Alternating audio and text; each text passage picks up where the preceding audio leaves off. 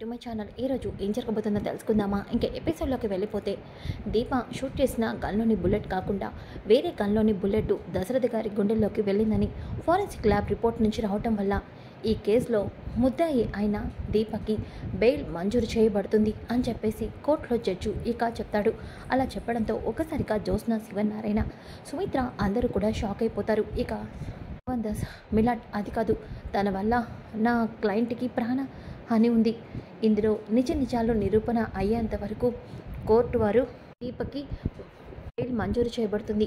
అలాగే తను రోజు స్టేషన్కి వెళ్ళి సంతకం చేయాల్సి ఉంటుంది అని చెప్పేసి జడ్జి అయితే ఇక తను తీర్పు ఇస్తుంది. ఆ మాటలతో ఒక్కసారిగా జ్యోత్స్న అయితే, ఇదేంటి ఈ ఎస్ఏ నన్ను ఇలా ముంచేశాడు, ఆయన ఫారెన్సిక్ ల్యాబ్లో మేనేజ్ చేయమని చెప్పాను కదా, ఇంతకీ ఎస్ఐ గడు ఎక్కడున్నాడు అని చెప్పేసి జ్యోత్స్న అయితే అనుకుంటుంది. ఇంతలోకి సుమిత్ర అయితే, మావయ్య గారు ఇదేంటి, ఆయన్ని దీప షూట్ చేసింది అనుకున్నాం, కానీ ఆయన గుండెల్లోకి వెళ్ళిన బుల్లెట్ దీప పేల్చిన గన్లోని బుల్లెట్ ఒకటి కాదు అంటున్నారేంటి, అంటే ఆయన్ని ఇంకెవరైనా షూట్ చేసుంటారా అని చెప్పి సుమిత్ర అంటుంది. పక్కనున్న జ్యోత్స్న, ఇలా జరిగితే ఖచ్చితంగా మమ్మీ తాత దీప మీద కన్సర్న్ చూపిస్తారు, కేసు వాపస్ తీసుకుంటారు, అలా జరగకూడదంటే వీళ్ళని ఎలాగైనా మ్యానిపులేట్ చేయాలి అని చెప్పి జ్యోత్స్న అయితే, మమ్మీ ఇంకా నువ్వు దీపని నమ్ముతున్నావా? అది కాదు జ్యోత్స్న, తాత ఇదంతా అదిగో ఆ లాయర్ కార్తిక్ బావ కలిసి ఆడుతున్న నాటకం, దీపని ఎలా అయినా ఈ కేసు నుంచి తప్పించాలని ఆ ఎస్ఐతో చెప్పి వీళ్ళే ఏదో చేశారు, తెలియట్లేదా? ఆ ఎస్ఐ కూడా రాలేదు అంటే అతన్ని చేసి ఏదో మ్యానిపులేట్ చేసి సాక్ష్యాన్ని వాళ్ళకి అనుకూలంగా మార్చేశారు.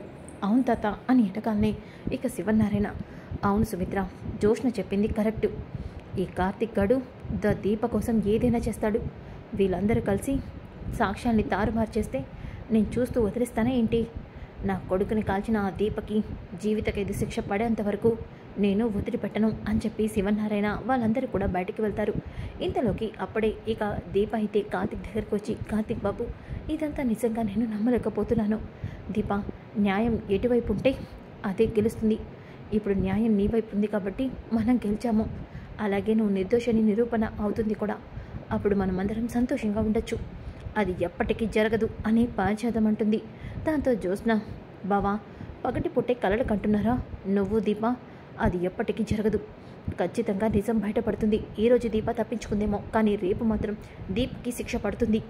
అవును దానికోసమే నేను కూడా వెయిట్ చేస్తున్నాను జ్యోత్స్న, నిజం బయటికి ఎప్పుడు వస్తుందానని, ఆ నిజం బయటపడ్డ తర్వాత నీ పరి ఏమవుతుందో ఊహించుకో అని ఎనగాలని ఇక పారిజాతం, ఇదేంటి ఈ కార్తిక్ గడు ఇలా అంటున్నాడు అని చెప్పేసి అనుకుంటూ ఉంటే ఇక శివనారాయణ, ఆపరా, నువ్వెంత వెనకేసుకొచ్చినా నీ భార్య దీప నా కొడుకుని కాల్చడం మా కళ్ళారా చూసాం, అది అబద్ధం అవ్వదు కదా, నువ్వు ఎన్ని నాటకాలు వేసినా నా కొడుకుని కాల్చింది మాత్రం ఈ దీపే, కాబట్టి ఈ దీపకి యావజ్జీవ కఠిన కారాగార శిక్ష నేను ఎలా అయినా ఇస్తాను, చూస్తూ ఉండు అని చెప్పేసి ఇక శివనారాయణ వాళ్ళు అక్కడి నుంచి వెళ్ళిపోతారు. ఇక దీప అయితే, కార్తిక్ బాబు ఇదేంటి, తాతయ్య వాళ్ళు ఇంకా నన్ను నమ్మటం లేదు, నిజంగానే నేను దశరథ గారిని షూట్ చేయలేదు కార్తిక్ బాబు, దీప అది నిజం, అందుకే కదా నిజం కోర్టులో రుజువైంది, ఇంకా ఎందుకు బాధపడుతున్నావు, సౌర్య నీ కోసం ఇంటి దగ్గర ఎదురు చూస్తూ ఉంటుంది పద అని చెప్పేసి దీపం తీసుకొని కార్తిక్ అయితే బయలుదేరుతాడు. ఇక దీప అలాగే ఇంట్లో వాళ్ళందరూ కూడా దీపం చూసి చాలా సంతోషపడతారు. సౌర్య అయితే, అమ్మా అంటూ సౌర్యని హక్ చేసుకుంటుంది. నువ్వు ఇక రావేమోనని చాలా భయం వేసింది. ఎందుకు సౌర్య, ఎందుకు అలా భయపడ్డావు? జో చెప్పింది నువ్వు ఎప్పటికీ రావు, నీ మీద ఆశలు వదులుకోమని, ఇక నువ్వు నాకెప్పటికీ కనిపించవని చెప్పింది, కానీ నాన్న చెప్పాడు నిన్ను ఖచ్చితంగా బుధవారం ఇంటికి తీసుకొస్తాను అని, నాన్న చెప్పిందే నిజమైంది, నిజంగానే నువ్వు ఇంటికి వచ్చావు. నాన్న సారీ, జో మాటలు విని నేను చాలా మాటలు అన్నాను, నీ మాటని వినలేదు, నన్ను క్షమిస్తావా? చూడు సౌర్య, నాన్న ఎప్పుడూ నిజమే చెప్తాడు, జోనే అబద్ధం చెప్తుంది, నువ్విప్పుడు జో మాటల్ని నమ్మద్దు. సరే అమ్మా, ఇంకెప్పుడు నేను జో మాటల్ని నమ్మను అని సౌర్య అయితే, ఇక ఎప్పటికీ నువ్వు మాతోనే ఉంటావు కదా, ఇక నువ్వు పోలీస్ స్టేషన్కి వెళ్ళవు కదా అని అంటుంది. ఎప్పటికీ మీ అమ్మ ఎక్కడికి వెళ్ళదు, మనతో పాటే ఉంటుంది, మనమందరం కలిసి సంతోషంగా ఉంటాము అని వెనకాలనే ఇక సౌర్య, అయితే నాన్న ఈ సండే ఎక్స్కర్షన్కి మమ్మల్ని పిక్నిక్కి తీసుకెళ్తున్నారు, మనమందరం వెళ్దామా? సౌర్య పాప, నేను రావటానికి కుదరదు, స్కూల్ వాళ్ళతో నువ్వు వెళ్ళు, నాన్న వచ్చి చెప్తారు. కార్తిక్ బాబు మీరు వెళ్ళి చెప్పండి. సరే దీపా, వైఫ్ ఆర్డర్ వేశాక ఫాలో అవ్వకుండా ఉంటానా అని అంటాడు. ఇక కాంచన అనసూయ కూడా చాలా సంతోషపడతారు. శౌర్య ఇక ఆడుకోవడానికి వెళ్తుంది. ఇక దీప అయితే కార్తీక్ బాబు ఉండండి, మీకు కాఫీ కలిపి తీసుకొస్తాను. దీప ఇప్పుడే వచ్చావు కదా, వెళ్ళి రెస్ట్ తీసుకో. అనసూయ గారు నాకు కాఫీ ఇస్తారులే. అవునే, నేను వెళ్ళి కాఫీ పెడతాను. కార్తీక్ బాబు నువ్వు కూడా వెళ్ళి రెస్ట్ తీసుకో అని వెనకాలనే కార్తీక్ దీప రూమ్లోకి వెళ్తారు. ఇక దీప అయితే కార్తీక్ బాబు నీతో ఒక మాట మాట్లాడాలి. దేని గురించి దీప? నన్ను ఇంటికి తీసుకొస్తానని చెప్పారు. శౌర్యకి కూడా అదే మాట చెప్పారు. ఎలా కార్తీక్ బాబు? నేను ఈరోజు ఇంటికి వస్తానని, నాకు బెయిల్ వస్తుందని మీకు ఎలా తెలుసు? చెప్పండి కార్తీక్ బాబు, ఎలా మీరు చెప్పగలిగారు? ఎలానా? చెప్తాను విను. నేను మొన్న ఒక రోడ్ పైన వెళ్తూ ఉంటే ఒక చిన్న పాపకి యాక్సిడెంట్ అయింది. అది నేను చూసి వెంటనే ఆ పాపను తీసుకొని హాస్పిటల్కి వెళ్ళాను. అలాగే ఆ పాప blood group O-, rare blood group. నాది కూడా సేమ్ అవటంతో ఆ రోజు ఆ పాపకి నేను బ్లడ్ ఇచ్చాను. అందువల్లే ఇదంతా జరిగింది. ఏంటి కార్తీక్ బాబు మీరు అంటుంది? అవును దీప, ఆ రోజు నేను ఏ పాపకైతే బ్లడ్ ఇచ్చానో ఆ పాప ఎవరో కాదు, మన ఎస్ఐ ఉన్నాడు కదా, వాడి కూతురు. అవునా కార్తీక్ బాబు? అవును. ఆ రోజు నేను చేసిన సహాయం వల్లే ఈరోజు నీకు బెయిల్ మంజూరు అయ్యేలా చేసింది. ఏంటి కార్తీక్ బాబు మీరు అంటుంది? అవును దీప, ఈ కేసులో నేను ఎలా అయినా ఇరికించాలని జోష్న తనకి కావాల్సినట్టుగా అన్ని ప్రయత్నాలు మొదలుపెట్టింది. ఎస్ఐకి కూడా డబ్బులు ఇచ్చి తన పాప చదువుకునే స్కూల్లో సీట్ ఇప్పించి అతన్ని ఫారెన్సిక్ ల్యాబ్లో రిపోర్ట్స్ని మార్చేయమని చెప్పింది. మావయ్య గుండెల్లో ఉన్న బుల్లెట్, నువ్వు పేల్చిన గన్లోంచి వచ్చిన బుల్లెట్ సేమ్ అని ఫారెన్సిక్ ల్యాబ్లో రిపోర్ట్ని మార్చమని చెప్పింది. కానీ నేను ఆ ఎస్ఐ కూతుర్ని కాపాడటంతో ఆ ఎస్ఐ ఆ పని చేయకుండా రిపోర్ట్ని మార్చకుండా నిజమైన రిపోర్ట్ని పంపించాడు. అందువల్లే ఈరోజు నీకు బెయిల్ వచ్చింది. కార్తీక్ బాబు, జోష్న ఎందుకు ఇలా చేస్తుంది? దీని వెనుక కూడా జోష్న ఇంకేదైనా కుట్ర చేస్తుంటుందా? నా అనుమానం కూడా అదే దీప. జోష్న ఇంకేదో ఎవరితోనో చేతులు కలిపి ఇదంతా చేసినట్టు అనిపిస్తుంది. పక్కా ప్లాన్తోనే ఇదంతా చేసినట్టు అనిపిస్తుంది. ఆలోచించు. జోష్న నిన్ను కావాలని రెచ్చగొట్టింది. తర్వాత గన్ తీసుకొచ్చింది. ఆ గన్ నీ చేతికి వెళ్ళేలా చేసింది. కాబట్టి ఇప్పుడు బుల్లెట్ని కూడా మార్చి రాయమనింది అంటే జోష్న వెనక ఏదో పెద్ద కుట్ర చేస్తుంది. అదేంటో తెలుసుకుంటాను అని చెప్పేసి కార్తీక్ అయితే అంటాడు. ఇక దీప, జోష్న నా జీవితాన్ని నాకు కాకుండా చేస్తున్నావు. నా కూతుర్ని, కార్తీక్ బాబుని, కాంచనమ్మ గారిని అందరినీ ఇబ్బంది పెడుతున్నావు. అలాగే అమ్మలాంటి సుమిత్రమ్మ నన్ను అసహించుకునేలా చేశావు. దేవుళ్ళంటి తాతయ్య నా మాట నమ్మకుండా చేశావు. నిన్ను వదిలిపెట్టను జోష్న. నువ్వు నా ఆవేశాన్ని నీకు అనుకూలంగా మార్చుకున్నావు. కానీ ఏదో ఒక క్షణంలో నువ్వు నాకు దొరుకుతావు. ఆ రోజు నా తెలివితేటలతో అందరి ముందు నీ నిజ స్వరూపం బయటపడేలా చేస్తాను అని దీప అనుకుంటుంది. ఇంకా ఒక పక్కన సుమిత్ర జరిగిందంతా దశరథతో చెప్తుంది. ఒక్కసారిగా దశరథ అదంతా విని షాక్ అవుతాడు. ఏంటి సుమిత్ర నువ్వు అంటుంది? నా గుండెల్లోకి వెళ్ళిన బుల్లెట్ దీప గన్లోంచి వచ్చిన బుల్లెట్ మ్యాచ్ కాలేదా? అలా అంటే దీప నన్ను షూట్ చేయనట్టే కదా? నాకు అదే అర్థం కావట్లేదండి. మావయ్య గారు జోష్న లాయర్ని మేనేజ్ చేసి కార్తీక్ ఏదో చేశాడు అంటున్నారు. నేను ఇదంతా నమ్మలేకపోతున్నాను. సుమిత్ర, నువ్వు కూడా నాతో ఇలా చెప్తూ ఉంటే నాకు కూడా అనుమానంగానే ఉంది. ఏంటని మీరు అంటుంది? అవును, ఆ రోజు దీప గన్ పట్టుకోవడం నేను చూశాను. దీప గన్ను పట్టుకుంది తప్ప ట్రిగ్గర్ నొక్కలేదు. దీప గన్ను కూడా పట్టుకొని వణికిపోతూ కనిపించింది. కాబట్టి దీప నన్ను షూట్ చేయలేదని నాకు కూడా అనిపిస్తుంది. ఏంటని మీరు అంటుంది?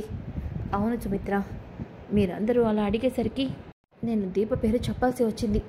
కానీ నిజానికి దీప నన్ను షూట్ చేయడం నేను కూడా చూడలేదు అని దశరథ్ అయితే అంటాడు.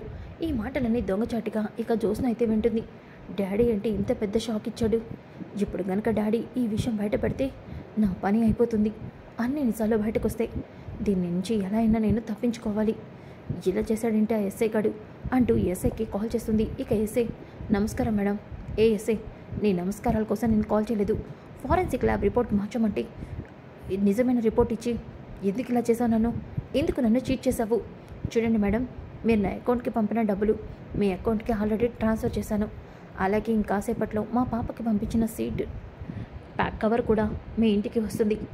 ఏయ్, ఎందుకు అవన్నీ ఇస్తున్నావు? నేనేం అడగలేదు కదా. మీరు అడగకపోయినా మీరు చెప్పిన పని నేను చేయలేదు, అందుకే వాటిని పంపించేస్తున్నా. ఎందుకు చేయలేదు? చేస్తానని చెప్పావు కదా. చెప్పాను మేడం, డబ్బుకి ఆశపడి అలా చేశానని చెప్పాను. కానీ నా కూతురు ప్రాణాలు పోతున్న సిచ్యువేషన్లో ఆ కార్తీక్ వచ్చి నా కూతుర్ని కాపాడి బ్లడ్ ఇచ్చారు. అప్పుడే మానవత్వం విలువేంటో నాకు తెలిసింది. ఆ కార్తీక్కి ఆ దీపక్కి కూడా నా అంత కూతురే ఉంది. తన కూతుర్ని నా కూతుర్లో చూసుకున్నానని అతను చెప్పాడు. అలాంటప్పుడు వాళ్ళకి అన్యాయం చేయకూడదు అని నా మనసుకి అనిపించింది. అందుకని దయచేసి ఈ విషయంలో నేను మీకు ఏమీ చేయలేను అంటూ కాల్ కట్ చేస్తాడు. ఇక జ్యోత్స్న, ఒరేయ్ నన్ను ఇలా ఇరికించావేంట్రా, ఇప్పుడు నేనేం చేయాలి అని చెప్పి టెన్షన్ పడుతూ ఉంటుంది. ఇంతలోకి అప్పుడే జ్యోత్స్నకి ఫోన్ వస్తుంది. ఇక జ్యోత్స్న ఫోన్ లిఫ్ట్ చేసి హలో అని వెనకాలే, ఏయ్ ఇప్పుడా? అవును ఇప్పుడే. సరే వస్తున్నాను, నేను చెప్పిన ప్లేస్ దగ్గరికి వచ్చి అంటూ కాల్ కట్ చేసి జ్యోత్స్న వెళ్ళబోతూ ఉంటే పారిజాతం జ్యోత్స్న చేపట్టుకొని లోపలికి లాగుతుంది. గ్రాని, అర్జెంట్ పని ఉంది, వెళ్ళాలి. నాకెందుకో నేను చూస్తుంటే అనుమానంగా ఉంది. చెప్పవే, నిజానికి దీనికి నీకు ఎటువంటి సంబంధం లేదు కదా. గ్రాని, ఇప్పుడు నీకెందుకు డౌట్ వచ్చింది? నీ టెన్షన్ని, ఇక్కడ జరుగుతున్న పరిస్థితిని చూస్తుంటే నాకెందుకో అనుమానంగా ఉంది. నిన్నటి వరకు దశరథని దీపే హత్య చేసింది, గన్నుతో షూట్ చేసింది అనుకున్నాను. ఎప్పుడైతే బుల్లెట్ మ్యాచ్ కలదని కోర్టులో చెప్పాకో అప్పటి నుంచే నాకు అనుమానం మొదలైంది. దశరథని గన్తో షూట్ చేసిన విషయంలో నీ పాత్రేమీ లేదు కదా. నువ్వేమీ దీపం మీద కుట్ర చేయలేదు కదా. చెప్పవే, నువ్వే ఎవరైనా మనిషిని పెట్టించి దశరథని షూట్ చేయించి ఆ నేరాన్ని దీపం మీద నెట్టాలని చూస్తున్నావా? చెప్పవే. గ్రాని, ఎందుకు అలా అరుస్తున్నావు? నీ మాటలు మమ్మీ కానీ తాత కానీ వింటే అంటే ఏంటి నువ్వు అంటుంది? కొంప తీసి ఈ పని చేసింది నువ్వేనా? అవును. ఇప్పుడేంటి? ఏంటి జ్యోత్స్న నువ్వు అంటుంది? నీ దశరథ ప్రాణాలు తీయించింది నువ్వా? అవును. వసే, ఈ విషయం కనుక మీ తాతకు కానీ మీ అమ్మకు కానీ తెలిస్తే ఏమవుతుందో తెలుసా? ఏమవుతుంది చెప్పు. ఏమీ కాదు. అసలు ఈ విషయం వాళ్ళకెలా తెలుస్తుంది? వాళ్ళకి తెలియకుండా నేను చేయాల్సిందంతా చేశాను కదా. నువ్వు కూడా ఆ దీపే షూట్ చేసిందని కూడా నమ్మావు కదా. ఇంకా ఏంటి? అది కాదే, ఇప్పుడు ఆ బుల్లెట్ ద్వారా దీప షూట్ చేసేలేదని విషయం తెలిసిపోయింది. ఇప్పుడు షూట్ చేసిన అతను ఎవరని కనిపెడితే అప్పుడు వాడి నీ పేరు చెప్తే నువ్వు అడ్డంగా దొరికిపోతావు. అప్పుడు నీ పరిస్థితి ఏమవుతుందో తెలుసా? ఈ ఆస్తికి వారసురాలువో కార్తీక్కి భార్య అవటమో పక్కన పెడితే జైల్లో జీవితాంతం చిప్పకుడాలు తినాల్సిన పరిస్థితి వస్తుంది. గ్రాని, ఎప్పటికీ అలాంటి పరిస్థితి నాకు రాదు. అవును, నేనంతా పక్కా ప్లాన్తోనే ఉన్నాను. ఏంటి నువ్వు అంటుంది? అవును, డాడీని షూట్ చేసింది ఎవరో తెలుసా? ఎవరే? దీప మాజీ భర్త నరసింహ. ఏంటి నువ్వు అంటుంది? వాడా? అవును, వాడు ఈ మధ్య జైలు నుంచి విడుదలయ్యి నా దగ్గరికి వచ్చాడు. దీప మీద పగ తీర్చుకోవడం కోసం ఇది నా ప్లాన్ ఉంటే చెప్పమన్నాడు. అవసరమైనప్పుడు కాల్ చేస్తానని చెప్పాను. అందుకే కరెక్ట్ టైంలో వాడిని వాడుకున్నాను. ఒకవేళ నిజం బయటపడితే దీప మీద కోపంతో ఆ నరసింహ దీపని షూట్ చేయబోయాడని, బుల్లెట్ కాస్త దీపకి తగలబోయి డాడీకి తగిలిందని అందరినీ కూడా నమ్మిస్తాను. మెల్లగా కేసు నుంచి తప్పించుకుంటాను. నువ్వు చెప్పిందంతా బాగానే ఉంది, కానీ ఇదంతా ఎవరు నమ్మకపోతే నమ్మేలా చేస్తాను. ఈ జ్యోత్స్న అంటే ఏమనుకుంటున్నావు? సరే కానీ నాకు అర్జెంటుగా పనుంది, వెళ్తున్నాను. మమ్మీ అడిగితే మేనేజ్ చెయ్యి. ఎక్కడికి వెళ్తున్నావే? ఆ నరసింహాన్ని కలవటానికి. ఇప్పుడు వాడిని ఎందుకు కలవటం? వాడికి డబ్బులు కావాలంట. వాడికి డబ్బులు ఇవ్వడానికి వెళ్తున్నాను. సరే వెళ్ళు, అనవసరంగా ఎందులోని ఇరుక్కో మాకు. గ్రాని, ఈ చుట్టుపక్కల కలిస్తే ఎవరికైనా కనిపించే అవకాశం ఉందని ఊరు చివర కలుస్తున్నాను, సరేనా అంటూ జ్యోత్స్న అయితే ఇక బయలుదేరుతుంది. ఇక ఇంతలోకి శౌర్య అయితే స్కూల్ బస్ ఎక్కుతుంది. దీప అలాగే కార్తిక్ ఇద్దరు కూడా శౌర్యకి బాయ్ చెప్తూ ఉంటారు. ఇక శౌర్య అయితే, అమ్మా నువ్వు కూడా నాతో పాటు రావచ్చు కదా అని శౌర్య అడుగుతూ ఉంటే ఇక అక్కడే ఉన్న టీచర్స్ అయితే, అవును మేడం, పిల్లల పేరెంట్స్లో ఎవరో ఒకరైతే మాతో పాటు పిక్నిక్కి రావచ్చు, మీరు కూడా రావచ్చు మేడం అని అనగానే కార్తిక్, దీప నువ్వు కూడా వెళ్ళు, కొంచెం వీటి నుంచి నీకు కూడా రిలీఫ్గా ఉంటుంది, వెళ్ళు దీప అని అనగానే ఇక శౌర్యని తీసుకొని దీప కూడా కారు ఎక్కుతుంది, బస్ ఎక్కుతుంది. ఇక శౌర్య అయితే చాలా సంతోషపడిపోతుంది. ఇక దీప ఎట్టి పరిస్థితులను శౌర్యని అలాగే కార్తిక్ బాబుని బాధ పెట్టే పని చేయను, వీళ్ళ సంతోషమే నాకు కావాలి. ఇక జ్యోత్స్న గురించి అంతా మర్చిపోతాను, జ్యోత్స్న ఏం చేసినా సరే నేను పట్టించుకోను అని దీప అనుకుంటుంది. ఇక ఒక పక్కన నరసింహ అయితే ఒక ప్లేస్లో వెయిట్ చేస్తూ ఉంటాడు. ఇక ఆ పక్క ప్లేస్లోనే స్కూల్ ఎక్స్కర్షన్ జరగడంతో చాలామంది స్కూల్ బస్సులో ఆగి అక్కడికి పిల్లలు వస్తూ ఉంటారు. ఇక నరసింహ, ఇదేంటి ఈ ప్లేస్కి రమ్మని చెప్పింది, ఏమకైనా తిక్క అని చెప్పేసి అనుకుంటూ ఉంటాడు. ఇంతలోకి అప్పుడే చాలా బస్సెస్ అక్కడికి వస్తూ ఉంటాయి. దీప వాళ్ళ బస్సు కూడా అక్కడికి వస్తుంది. ఇక నరసింహ అయితే దీపని గమనించడు. ఇంతలోకి అప్పుడే అక్కడికి కారులో జ్యోత్స్న కూడా వస్తుంది. ఇక నరసింహని చూసిన జ్యోత్స్న, ఏ నరసింహ, చెప్పాను కదా ఎందుకు ఇక్కడికి రమ్మన్నావు? నేను అడగాలి మేడం, మీరు ఊరు చివరికి రమ్మంటే ఇంకేదో అనుకున్నాను. ఈ స్కూలు ఎక్స్కర్షన్ దగ్గరికి ఎందుకు రమ్మన్నారు? ఎందుకంటే ఇక్కడ చాలామంది ఉంటారు కాబట్టి నన్ను ఎవరూ పట్టించుకోరు, అందుకే నేను ఇక్కడికి పిలిచాను. సర్లే మేడం, నాకు 2 లక్షలు కావాలి. ఏంటి, నువ్వు చేసిన పని వల్ల డాడీ చావు బతుకులో ఉన్నాడు. ఇప్పుడు నీకు 2 లక్షలు ఇచ్చి నేనేం చేయాలి? అదేంటి మేడం, మీరు దీపని చంపితే డబ్బులు ఇస్తున్నారు కదా, కానీ నువ్వు దీపని చంపలేదు కదా, అందుకే కదా ఇప్పుడు నేను మీ నాన్నని చంపినందుకు 2 లక్షలు అడుగుతున్నాను. సరేలే, ఏదో ఒకటి ఇస్తున్నాను, తీసుకో. ఈ 2 లక్షలు తీసుకొని నువ్వు కొన్ని రోజులు ఈ ఊరు చుట్టుపక్కల కనిపించకుండా వెళ్ళిపోవడం మంచిది. ఎందుకు మేడం? ఎందుకంటే నువ్వు మా డాడీని షూట్ చేసిన విషయం మా డాడీ వాళ్ళకి కానీ దీపక్ కానీ తెలిస్తే చాలా ప్రమాదం, అందుకే అని చెప్పేసి అంటూ ఉంటుంది. ఇంతలోకి అప్పుడే దీప అదంతా కూడా ఫోన్లో వీడియోని రికార్డ్ చేస్తుంది. ఇక నరసింహ, సరే మేడం, నేను వెళ్ళొస్తాను అంటూ అక్కడి నుంచి వెళ్ళిపోతాడు. ఇక జ్యోత్స్న, దీపా, నిన్నెలా అయినా సరే పైకి పంపిద్దామనుకొని ఈ నరసింహతో చేతులు కలిపాను, కానీ నిన్ను ఈ రకంగానైనా కేసులో ఇరికించి జీవితాంతం జైల్లో చిప్ప కూడా తినేలా చేద్దామనుకున్నాను. కానీ నేను అనుకున్న 2 ప్లాన్లు వర్కౌట్ అవ్వలేదు. కానీ నిన్ను వదిలిపెట్టను దీప అని చెప్పి జ్యోత్స్న అయితే ఇంకా వెళ్ళిపోతుంది. ఇక దీప అదంతా కూడా వీడియో రికార్డ్ చేసి, జ్యోత్స్న, నన్ను ఇలా ఇరికించాలని చూసావా, చెప్తా నీ పని అని చెప్పేసి ఇక దీప అయితే శౌర్యని తీసుకొని అక్కడి నుంచి బయలుదేరిపోతుంది. ఇంకా ఒక పక్కన కార్తిక్ కళ్యాణ్ ప్రసాద్ని కలుస్తాడు. ఇక కళ్యాణ్ ప్రసాద్, కార్తిక్, నువ్వు చెప్పిన వివరాన్ని బట్టి చూస్తుంటే దీపకి అలాగే ఎవరో శత్రువు ఉన్నాడు, వాళ్ళెవరో తెలిస్తే ఈ కేసు నుంచి మనం దీపని త్వరగా బయటికి తీసుకురావచ్చు.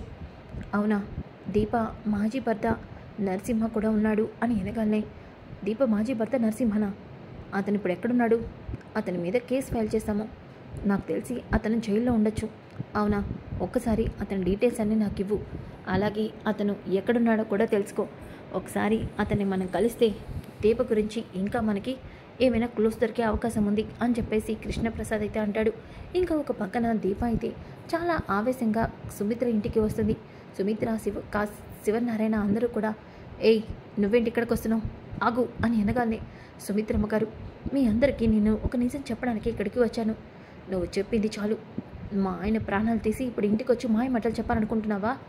ఏటి, కోర్టులో కేసు ఇంకా రన్ అవుతుంది, నీకు బెయిల్ మాత్రమే ఇచ్చారు, మళ్ళీ ఇంటికి వచ్చి ఏం రచ్చ చేయాలని చూస్తున్నావు? ఇప్పుడే పోలీసులకు ఫోన్ చేస్తాను అని చెప్పి శివనారాయణ అంటాడు. తాతయ్య గారు, పోలీసులకి ఫోన్ చేసే ముందు ఒక్కసారి ఈ వీడియో చూడండి అంటూ దీప తన దగ్గరున్న వీడియోని చూపిస్తుంది.